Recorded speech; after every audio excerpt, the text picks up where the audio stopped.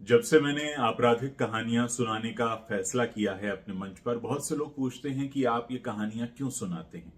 तो आज बहुत सारे उन सवालों का जवाब आपको इस कहानी को सुनने के बाद मिल जाएगा। जो कहानी ऐसी है जो शायद आपके घर में भी हो सकती है, मेरे घर में भी हो सकती है और किसी के भी घर में हो सकती है। इसलिए इस कहानी को बहुत गौर से सुनिएगा। ये कहानी शुरू होती है साल 2021 के जनवरी महीने की पहली तारीख को, और इस कहानी की जमीन है दिल्ली से सटा गाजियाबाद शहर, जहां पर एक सरकारी कर्मचारी रहते हैं। ये जो सरकारी कर्मचारी हैं, इनका एक खुशहाल परिवार है। पति जो परिवार के मुखिया हैं, पत्नी है, इसके अलावा इनके एक 13 साल की बेटी है और 10 साल का एक बेटा है। सब कुछ ठीक चल रहा है, लेकिन एक दिन यानी 1 जनवरी 2021 को इनके पास एक मेल आता है, और ये मेल धमकी भरा है।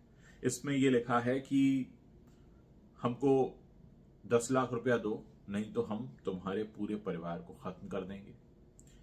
पहले ये इस चीज को नजरअंदाज करते हैं क्योंकि शायद कोई स्पूफ कर रहा हो या कोई ऐसा ही हो, लेकिन ये सिलसिला थमता नहीं है और 1 तारीख से लेकर 23 तारीख तक यानी लगातार 23 दिन इन्हें धमकी भरे मेल आते हैं। और इन मेल्स में कई बातें ऐसी लिखी होती हैं जो इनके घर की बहुत आपस की होती हैं। उसमें यहां तक लिखा जाता है कि जो तुम्हारी बेटी है 13 साल की, उसकी शादी करवानी पड़ जाएगी, ऐसा कुछ कर देंगे, और तमाम बातें। इनफैक्ट उसमें यह तक जिक्र होता है कि घर में किस तरीके का खाना बना, कौन आया था, हम तुम पे पूरी नजर रखे हैं, पुलिस को सूचना मत देना, अगर तुमने ऐसा किया तो ये हो जाएगा, तमाम तरह की बातें। अब जब ये सिलसिला करीब चलता है 23 दिन तक, तो ये जो जनाब हैं पहुंच जाते हैं गाजियाबाद पुलिस के पास और उनको मेल्स दिखाते हैं कि भाई ये 1-2 दिन की बात नहीं है, पिछले 23 दिनों से चल रहा है, आप इसमें मामला दर्ज कीजिए और जांच शुरू कीजिए। हम लोग बहुत घबराए हुए हैं, 2 छोटे बच्चे हैं और उसमें डिमांड भी रोजाना बढ़ती जा रही है। 10 लाख रुपए से शुरू हुई थी डिमांड, अब वो 10 करोड़ तक जा पहुंची है कि ना तो हमारी हैसियत है कि हम इतना पैसा दे सकते हैं, और हम इतना पैसा क्यों दें, मतलब क्या है पूरा मामला। अब मामला क्योंकि सरकारी अफसर का है तो पुलिस मामला दर्ज करती है और फिर पुलिस की टीम पहुंचती है उनके घर पर। उनके घर पर पुलिस पहुंचती है सुबह करीब 11 बजे, और शाम 6 बजे तक उनके घर की एक एक चीज की तलाशी ली जाती है, क्योंकि जिस तरीके के मेल्स आ रहे थे तो ऐसा लग रहा था कि मानो किसी ने घर में कैमरा लगा दिया हो। यहां तक कि कई मेल्स में यह भी लिखा था कि अब तुम्हारे घर की घंटी बजेगी, और उस समय घर की घंटी भी बजती थी। पुलिस जब वहां पहुंचती है तो सारे घर की तलाशी लेती है। कहीं कोई कैमरा तो नहीं है, कोई डिवाइस तो नहीं है, कहीं कोई रिकॉर्डिंग तो नहीं हो रही, कोई ऑडियो रिकॉर्डिंग तो नहीं हो रही। जितने इलेक्ट्रॉनिक गैजेट्स हैं उनको खंगालती है, और करीब 7 घंटे की कड़ी मशक्कत के बाद शाम को 6 बजे पुलिस की वो टीम, जो 5 सदस्यीय टीम आई थी, वो उनके घर से निकलती है। और निकलते वक्त वो एक डेस्कटॉप और 2 मोबाइल फोन और कुछ इलेक्ट्रॉनिक गैजेट्स अपने कब्जे में ले लेती है। अब जैसे ही ये टीम, पुलिस की टीम निकलती है घर से, उसके 10 मिनट बाद ये जो पुलिस की टीम आई थी, इनके जो हेड थे, टीम को लीड कर रहे थे, उनके मोबाइल पर घंटी बजती है। और यही सरकारी अफसर उनसे कहते हैं कि साहब, आपके निकलने के 10 मिनट बाद एक मेल आया है और उसमें साफ लिखा है कि तुमने पुलिस वालों को क्यों बुलाया था, वो 5 लोगों की टीम क्यों आई थी, वो अपने साथ डेस्कटॉप क्यों लेकर गए हैं, उन्होंने वो 2 फोन अपने साथ क्यों रखे हैं, अब तुमने अच्छा नहीं किया, अब हम तुम्हें बिल्कुल नहीं छोड़ेंगे।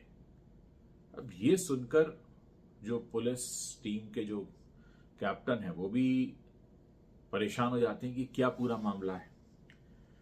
वो फिर से घर पहुंचते हैं और फिर से पूरी तलाशी ली जाती है कि भाई क्या हुआ, कैसे हुआ। अब पुलिस को यह शक हो जाता है कि जो भी है मामला वो है घर में ही, क्योंकि ऐसा नहीं हो सकता कि इतनी जल्दी कोई बाहर से देखकर और मेल कर दे और इतनी सारी सूचनाएं, और जो कुछ हो रहा था उस 6-7 घंटों के दौरान, वो सब कुछ उस मेल में लिखा हुआ था। इतने लोग आए थे, इस कमरे की तलाशी ली, ये चीजें साथ लेकर गए हैं, उन्होंने ये कपड़े पहने हुए थे, तमाम बातें बिल्कुल जैसे कि कोई वहां बैठकर देख रहा और मेल लिख रहा। अब पुलिस को शक होता है, पुलिस उनके डेस्कटॉप को उनके सामने खोलती है। पहले तो प्लान ये था कि साइबर स्पेशलिस्ट को बुलाएंगे, उनके सामने खोलेंगे, लेकिन फिर डेस्कटॉप को खुलवाया जाता है और उसमें तमाम तरह की जो एक्टिविटीज रही हैं पिछले कुछ दिनों के दौरान उनको मॉनिटर किया जाता है। उस डेस्कटॉप में एक मेल आईडी मिलता है जो कुछ अनाप शनाप सा है।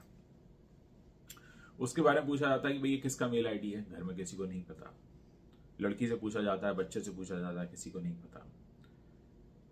फिर एक दो मेल आईडी और मिलते हैं और फिर कुछ उसमें सर्च आइटम ऐसे मिलते हैं जो थोड़े से शक पैदा करने वाले थे। उसके बाद उस बच्चे से पूछा जाता है। अब बच्चा पहले तो कहता है कि मेरा एक दोस्त है, उसने कहा है कि आप अपने घर वालों को ऐसे धमकाओ नहीं तो वो मुझे मारेगा। पता किया जाता है कि ऐसा कोई दोस्त है क्या, तो जो नाम बताता है वो भी गलत और ऐसी कोई एक्टिविटी हुई नहीं है। अब लगता है कि होना हो ये बच्चे को कुछ तो पता है। उसके बाद उससे और थोड़ा कड़ाई से पूछा जाता है, हालांकि 10 साल का बच्चा है, क्या कड़ाई से पूछा गया होगा। उसके बाद वो कहता है कि मैं आपको कुछ बताना चाहता हूं। बताओ भाई क्या बताना चाहते हो। तो वो कहता है कि कुछ दिनों पहले हमारे स्कूल में साइबर सिक्योरिटी पर एक सेमिनार हुआ था और वहां पे सारी बातें बताई गई थी कि साइबर सिक्योरिटी कितनी जरूरी है, लोग ऐसे धमकियां देते हैं, ऐसे हैक कर लेते हैं।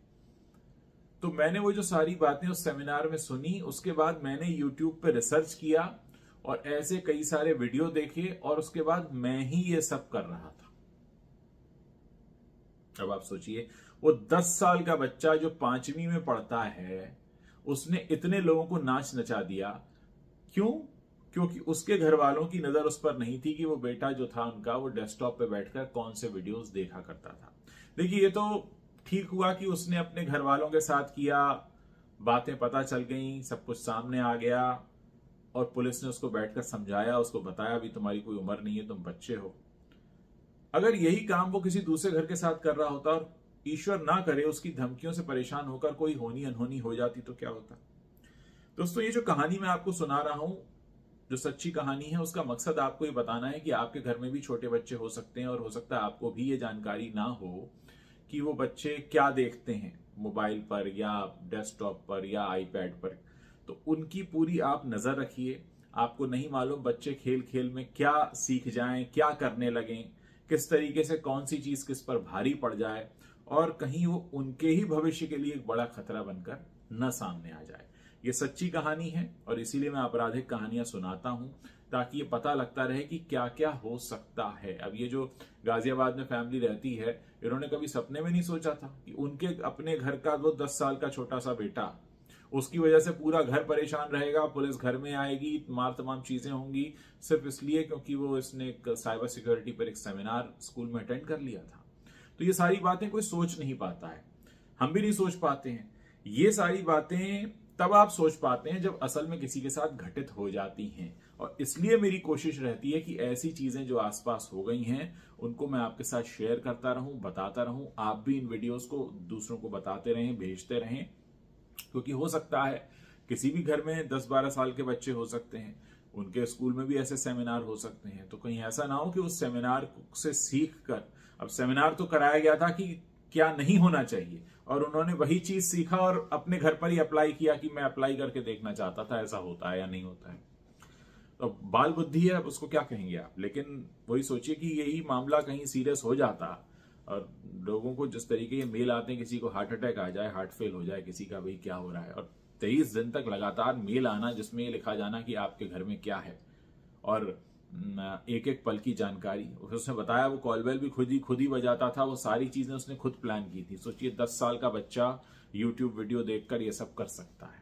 तो नजर रखिए घर के बच्चों पर, उन्हें बताइए सही और गलत क्या है, पर ऐसा नहीं है कि जो गलत है वो अपने घर पर ही अप्लाई करके देखने लगेंगे कितना गलत है, तो वो तरीका भी गलत हो जाता है। उम्मीद है कहानी अच्छी लगी होगी, इसे जल्दी से शेयर कीजिए, लोगों तक पहुंचाइए और मुझे बताइए कि आप आगे और किस तरह का कंटेंट मेरे प्लेटफॉर्म पर देखना चाहते हैं।